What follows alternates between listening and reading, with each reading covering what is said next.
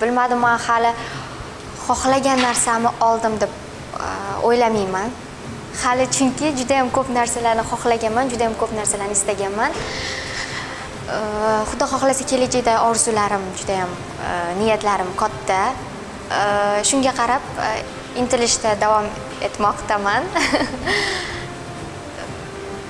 Oqlayapti, sekin-sekin oqlab boryapti.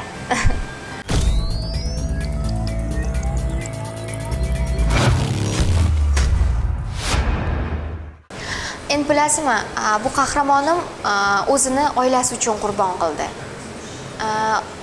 Va shu qurbon qilganidan keyin ham baxtsiz bo'lmadi.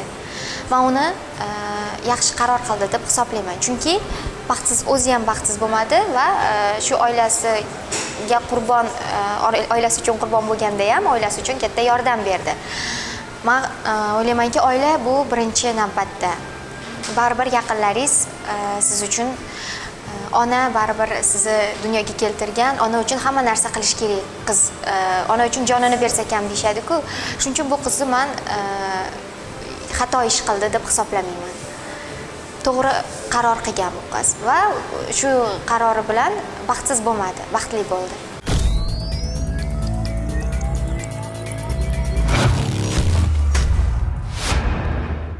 Aktrisa uchun muhim bo'lgan 3 ta sifat, men o'ylayman, birinchi o'rinda bu tug'ma qobiliyat. Chunki